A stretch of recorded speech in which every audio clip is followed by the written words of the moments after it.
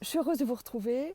Les travaux avancent ici à Buena Vista et les containers sont là. On a commencé à importer beaucoup de terre demain, de la meilleure terre super bonne qui vient du nord de l'île de Tenerife pour pouvoir commencer tout de suite les plantations et faire une jungle luxuriante dans ce désert un peu nu. Voilà. Aujourd'hui, je me sens un tout petit peu divisée. Je ne savais toujours pas avant de faire ce live. Je m'étais décidée à écouter mon cœur. Je sais à peu près de quoi j'ai envie de vous parler, parce que j'ai envie de vous partager certaines choses. Et en même temps, je me sens un petit peu divisée entre mon cœur et ma raison. Et je sais qu'entre le cœur et la raison, faut toujours choisir le cœur. C'est la seule façon d'être le plus juste possible. Et en même temps, je me sens divisée. Divisée, diabolein, en grec, ça veut dire diviser. Et c'est le diable qui divise. Et je nous sens tous un petit peu divisés. Ceux qui sont d'accord pour porter des masques, ceux qui ne sont pas d'accord pour porter des masques, ceux qui ont confiance dans ce qui va se passer, ceux qui ne croient absolument pas qu'il s'agit d'un complot, une espèce qu'on est sous une espèce d'occupation mondialiste. On est vraiment sous occupation mondialiste, c'est ce que je pense. Mais ça y est, je suis partie pour vous le dire en fait, donc je vais vous en parler. Mais ce qui me dérange, ce qui met un petit peu mal à l'aise, c'est que moi je suis chef de cuisine crue. Comme vous le savez, j'ai donné à la cuisine crue et à la raw food ses lettres de noblesse. Mon métier, c'est de créer des recettes et de vous accompagner à travers les formations pour vous apprendre à cuisiner cru chez vous et à faire en sorte que vous mangiez, si vous êtes d'accord, le plus possible, que vous mettiez de plus en plus de cuisine crue dans votre vie, de légumes et de fruits frais, vivants, bio, plein d'oligo-éléments, enfin plein de belles choses, et que vous ayez une nourriture la plus vivante possible pour rester le plus vivant possible. Voilà. Ça, c'est mon métier, ça, c'est mon expertise, et c'est ça que je partage avec vous. Et là, depuis que j'ai commencé les lives, en fait, c'est parce que j'ai été mue par cette espèce de nécessité, cette envie de vous parler comment je vois la vie et comment je vois tout ce qui se passe, qui est une espèce de feuilleton absolument hallucinant et un tournant historique dans l'humanité. Et donc je me suis mise à vous parler de ça, c'était pas tout à fait dans mes attributions et c'était pas tout à fait forcément ma place, mais j'ai renoncé à ce que pouvait me dicter la raison pour me lancer avec mon cœur et puis parler avec vous de comme je voyais la vie. Alors, je vous avais dit que j'avais perdu des amis et que ma famille, c'est un petit peu ceux qui me suivent en live, ceux qui me font confiance, ceux qui aiment que je les accompagne et ceux avec qui je peux parler. Alors, j'imagine que vous partagez un petit peu mes théories, ce sont des théories complotistes, je l'assume parfaitement. J'assume parfaitement. Voilà, je suis Marie-Sophie L, j'engage mon travail, ma réputation, j'allais dire mon gagne-pain, même si je ne mange pas de pain, seulement des crackers, ou des petits pains mais crus. Et je me lance parce que voilà. Alors l'histoire, je vous avais dit que j'avais perdu des amis qui trouvaient que j'agitais des théories un peu complotistes. Je disais, mais tu crois tout ce qu'on dit sur Internet? Oui, effectivement, il y a ce qu'on dit sur Internet et qui est la plupart du temps censuré. Ce qui veut bien dire quand même que si on censure les choses, c'est qu'elles ont un intérêt ou qu'elles dérangent. Et elles dérangent des gens qui ont la puissance de pouvoir censurer. Donc ces gens qui ont la puissance de pouvoir censurer, il se trouve ils avancent de moins en moins masqués. Ce n'est pas un jeu de mots, puisqu'on sait maintenant qui conspire à la mondialisation, ce n'est pas une question de faire partie des bons ou des méchants, c'est d'avoir des croyances différentes et des envies de vivre sur une planète sans s'embêter. Ça m'émeut, tout ça, j'ai envie de pleurer. Alors je ne sais pas pourquoi, j'ai pas envie. Voilà, on a envie de ne pas s'embêter les uns les autres, de partager les ressources, d'être généreux et solidaire, et pas profiter des uns des autres pour faire de l'argent sur la mauvaise santé des uns, sur la détresse des autres, sur la famine, etc. Et personne, enfin, entre nous, pas envie de s'approprier des richesses et d'abuser. Il y a de plus en plus de gens qui maintenant reviennent vers moi et me disent finalement, en fait, tu avais raison, qui se mettent de plus en plus à ne plus écouter la télévision mainstream, parce que si c'est pour nous bassiner à chaque fois la deuxième vague, le port des masques dans les écoles, des brigades, l'éducation nationale a reçu une directive comme quoi il est possible que des brigades viennent vacciner les enfants, enfin, ça paraît tellement énorme, et que je comprends que certains ne soient pas, aient du mal à y croire. Mais c'est normal d'avoir du mal à y croire, parce que c'est juste terrifiant et c'est au-delà de notre zone de confort et d'imagination. Simplement, je crois qu'il va falloir revisiter notre façon de voir le monde et il faut réinitialiser nos croyances à l'aune de l'épouvante de ce qui se trame. Voilà. Parce qu'on est sous le coup d'une espèce de mafia mondialiste, ça prend une ampleur terrifiante. Donc la bonne nouvelle, c'est que de plus de gens se réveillent. Je pense que vous avez autour de vous, sans être des complotistes et sans se fâcher avec tout le monde pour dire mais si, réveillez-vous, etc. On y va doucement. Mais ce que je voudrais dire, c'est que je comprends parfaitement les gens qui ont du mal à se réveiller, qui ont du mal à croire. Ça fait partie des meilleurs d'entre nous, des plus naïfs peut-être, et de ceux qui ont un cœur pur, parce qu'ils ne peuvent pas imaginer qu'on puisse manger des enfants, qu'on puisse faire des trafics, qu'on puisse se nourrir de leur sang, etc., qui ne peuvent pas croire à ces choses-là. Et je comprends parfaitement qu'ils ne puissent pas les croire.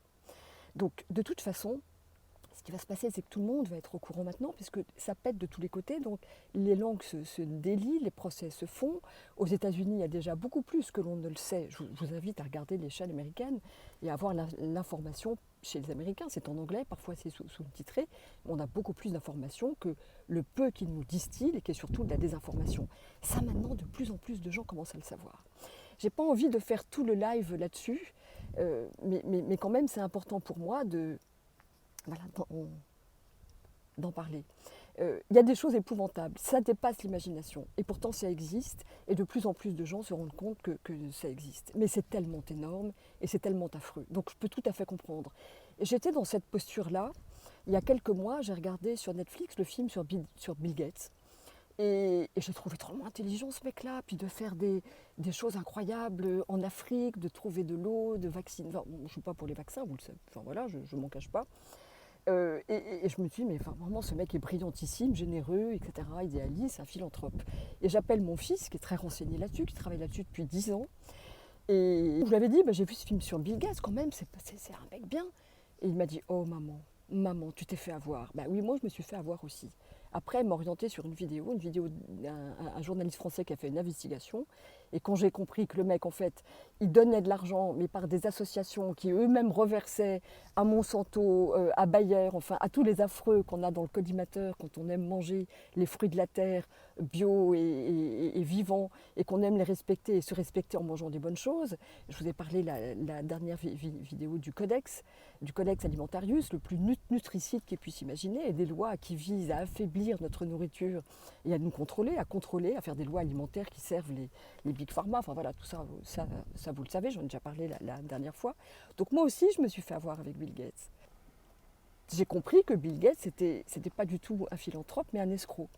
Et puisque c'est lui qui contrôle, qui a la puissance, alors il n'est pas du tout médecin, mais enfin il parle, il est en train de régenter tous les problèmes sanitaires. On est sur le coup quand même d'un contrôle social et sanitaire. Il s'occupe de la santé alors que ce n'est pas son métier. Et lorsque professeur Raoult, qui est multidiplômé et dont c'est le métier, eh bien on le muselle. Donc ça, c'est pas normal, mais on sait bien que les journaux et que les médias sont payés par Bill Gates. Vous avez bien entendu sauf François qui balance du très lourd, vous avez bien entendu que 4 800 000 € ont été donnés en 2 ans au journal Le Monde. C'était quand même un des piliers culturels français extrêmement importants. Donc, c'est pour ça aussi que la désinformation est énorme. Je vous mettrai des liens, il faut regarder Silvano Trotta. Il a enregistré une interview avec une journaliste espagnole, avec un médecin. Il lui dit alors c'est affreux, il y a une seconde vague. Et le médecin disait mais non, absolument pas. Alors c'était en direct, ça fait un coup fourré. Ils n'ont pas pu contrôler parce que c'était en direct. Et le médecin disait mais non, les lits étaient vides, il n'y a plus de Covid. Il y a des gens qui sont testés positifs, mais ça veut dire qu'ils sont des résidus de Covid parce qu'ils l'ont combattu. Donc on ne peut absolument pas déterminer que les gens sont encore porteurs alors qu'ils sont positifs. Ça veut simplement dire que leur système immunitaire s'est défendu avec succès. Donc tout ça, et donc si ça n'avait pas été en direct, il l'aurait supprimé, il l'aurait censuré.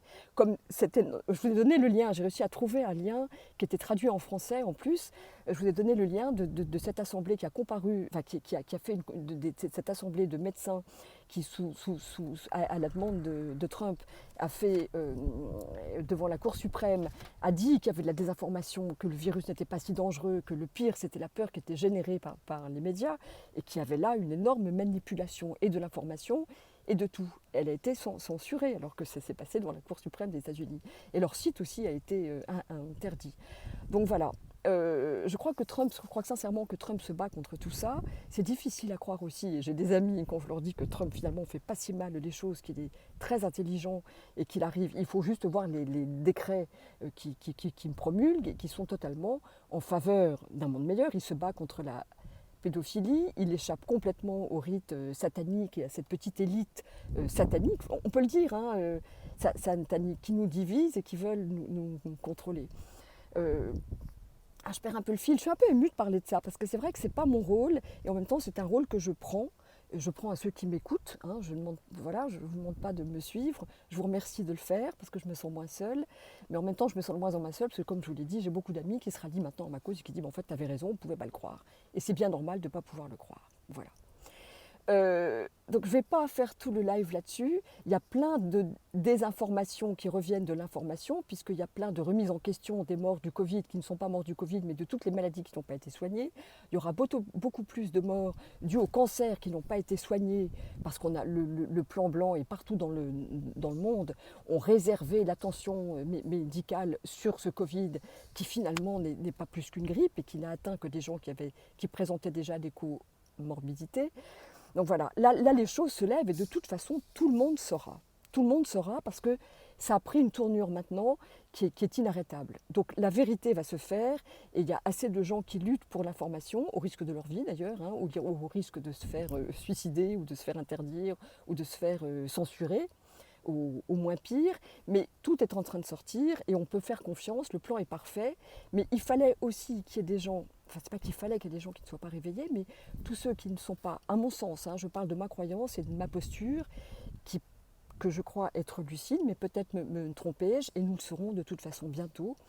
Il faut peut-être parfois, pour que les gens comprennent, qu'on arrive à une vraie crise. Voilà, qu'on arrive à une vraie crise, qu'on prenne les enfants pour les vacciner dans les écoles, pour que les gens se réveillent et se rebellent. Parce que là, on est beaucoup plus nombreux, c'est comme d'habitude, c'est comme toujours. Nous sommes beaucoup plus nombreux, si nous ne voulons pas obéir, eh bien, il faut que les médecins nous accompagnent et fassent leur métier, ce pourquoi ils ont prêté serment, c'est-à-dire le serment d'Hippocrate, pour défendre la santé, rien que la santé, et ne pas être affiliés à des conflits d'intérêts et récupérés par Big Pharma qui les payent tellement qu'ils en oublient le cœur même de leur métier et le caractère généreux et magnifique qu'est le métier de médecin. On a besoin des médecins. Je trouve qu'ils mettent un peu de temps à se réveiller, mais ceux qui se réveillent, merci à eux. Et puis on a besoin aussi de l'ordre, des forces de l'ordre. C'est insupportable de voir que les flics, j'appelle les flics, mais c'est tout à fait amical, hein, c'est parce que pour envie de dire, voilà, disons les forces de l'ordre, jouent les cow-boys. Et quand ils arrivent à contraindre, que ce soit à New York, que ce soit au Canada, que ce soit en France, dans tous les pays, ils arrivent à contraindre les gens, à les mettre à terre, etc., parce qu'ils portent le masque ici, parce qu'ils n'ont pas de masque quand ils boivent un café. Il y a des abus de pouvoir. Et là, il y a une dictature qui nous fait perdre les libertés auxquelles on a droit de plus en plus et graduellement. Donc il faut se battre pour ces libertés, vraiment, sincèrement. On ne doit pas obéir à toutes les lois, surtout si par exemple être masqué, observer une distanciation est préjudiciable à notre santé. On sait que le masque ne protège pas du Covid, c'est écrit sur tous les paquets de masques, et que c'est même préjudiciable à notre santé. On en a déjà parlé, je ne vais pas en reparler, je mettrai les liens vers une vidéo. Voilà. Alors, j'avais envie aussi de vous parler de quelque chose qui concerne mon métier, c'est l'eau de mer. Et ça, c'est super. Je vais vous laisser le lien d'une vidéo qui était une interview du docteur Maria Teresa Hilary.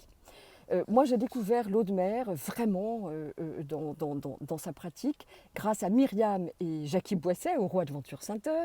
Je vous rappelle qu'il y a encore des places pour des stages, donc il faut les contacter. Si vous êtes plus de 4, même minimum 4, ils organisent un stage pour vous.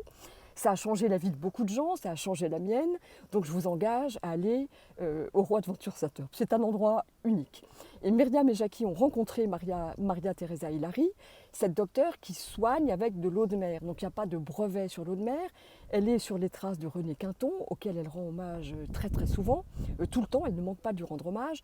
Simplement là, il ne s'agit pas d'acheter des petites ampoules d'eau de mer, même si c'est déjà très bien, c'est déjà un grand pas. Il faut prendre de l'eau de mer, il faut la diluer, la rendre isotonique. Quand elle vient de la mer, elle est hypertonique. Il faut la diluer à 1 part d'eau de mer pour 3 parts d'eau douce, d'eau minérale. Et là, on arrive à l'isotonie. Et là, il faut en boire beaucoup. Moi, je ne bois plus que ça. Ah bah, je ne l'ai pas là, je l'avais apporté dans le container, mais je n'ai pas de réseau là-bas. Mais je ne bois que ça, j'arrive même plus à boire de l'eau douce, c'est hyper reminéralisant, ça vient à bout de beaucoup de pathologies, ça ne peut pas faire de mal, il n'y a aucune contre-indication et c'est gratuit. Alors c'est gratuit pour ceux qui habitent au bord de la mer et les gens viennent dans un dispensaire créé la Crée, donc il n'y a pas de brevet, c'est gratuit, les gens viennent remplir leur bidon d'eau de mer, ils ont une consultation et ça soigne beaucoup de choses. Je ne dis pas que ça soignait tout et que ça réglait tous les problèmes, c'est pas le truc magique, mais c'est quand même assez magique et c'est gratuit. Donc il y a encore de belles initiatives sur cette terre en lesquelles on peut croire, qui améliorent notre vie et qui ne sont pas affiliées à des trusts ou à des conflits d'intérêts pour s'engraisser sur le dos des gens, les rendre malades pour les soigner après, leur vendre des vaccins. Enfin bref, voilà, vous connaissez toute la... C'est pas une implacable enfin c'est quand même une très incroyable et très... très perfide entreprise que de faire tout ça pour contrôler le monde et se remplir et faire de l'argent. Voilà. Donc l'eau de mer, c'est génial. Je vous conseille d'en boire. Je vais laisser un lien pour se procurer de l'eau de mer par bidon de 3 litres pour ceux qui n'ont pas la possibilité d'être près de la mer. C'est extrêmement curatif. Ça a un pouvoir régénérant extrêmement fort. Thierry Casasnovas aussi en a fait l'apologie il y a déjà longtemps.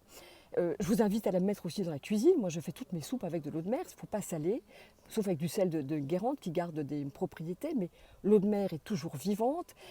Elle est bien aussi, même si vous voulez laver ceux qui habitent tout près, pour laver la salade ou les légumes, parce qu'elle est, par osmose, elle tue toutes les bactéries. C'est pour ça qu'on fait des lactofermentations avec de l'eau de mer. Voilà. Et ça ne peut pas tourner, ça ne peut pas être mauvais, ça va juste faire travailler les légumes. L'eau de mer va travailler les légumes, va les lactofermenter, va développer les bonnes bactéries, va éliminer les mauvaises bactéries. Et quand on mange des lactofermentations, elles vont ensemencer les bonnes bactéries de notre gros intestin et favoriser le bon fonctionnement de notre système immunitaire. Donc ça, c'est que du bien, c'est que du bon. Ça, c'est que du super. Donc il ne faut vraiment pas se priver de choses comme ça. Et c'est réconfortant de savoir qu'il y a quand même des choses. Mais ça, on n'en parle pas. Quinton a eu assez peu de presse. Ce sont des choses que les médias ne relaient pas assez à mon goût. Mais on va faire en sorte que ce soit de plus en plus relayé. Et vous qui avez l'information, n'hésitez pas à faire même vos lactofermentations. Elles seront extrêmement bénéfiques. Buvez le jus des lactofermentations. Une lactofermentation, c'est à peu près 3 semaines. J'ai rajouté des recettes cet été dans la formation de la découverte à la maîtrise de ma raw food gourmande. Et j'ai mis comment on pouvait fermenter de l'ail. J'arrête pas de manger avec des avocats, même le matin. Ça donne pas mauvaise haleine. C'est plein de gousses d'ail. Il suffit de mettre plein de gousses d'ail dans un bocal, de mettre de l'eau de mer dessus. Et c'est fini. Vous pouvez mettre un peu de romarin, un peu de thym, vous pouvez parfumer. Moi, j'aime qu'on ne sait pas parfumer et parfumer après parce que j'aime bien travailler avec les notes pures, avec les notes de l'ail pur. Au bout de 3 semaines, vous avez un ail, mangez ça avec des avocats, c'est extrêmement bon pour la santé et vous pouvez, là maintenant qu'il y a plein de fruits qui arrivent et de légumes, je veux dire, qui arrivent à maturité, c'est une très bonne idée. Voilà. Donc utilisez de l'eau de mer, buvez-en, allez-y mollo au tout début parce que ça peut faire un grand nettoyage dans votre intestin, donc favoriser une élimination un peu rapide, la diarrhée. Donc il faut y aller mollo au début, augmenter les doses petit à petit, arriver à l'isotonie, c'est-à-dire une portion d'eau de mer pour 3 portions d'eau douce, faire des bouteilles comme ça et boire ça toute la journée. Moi, je ne bois plus que ça. J'ai même du mal à boire de l'eau minérale parce que je la trouve râpeuse. Donc, voilà. Vous trouverez votre dose et vous verrez que ça vous donnera un regain d'énergie. Si une petite ampoule de Quinton arrive à reminéraliser les gens, imaginez de le boire en continu.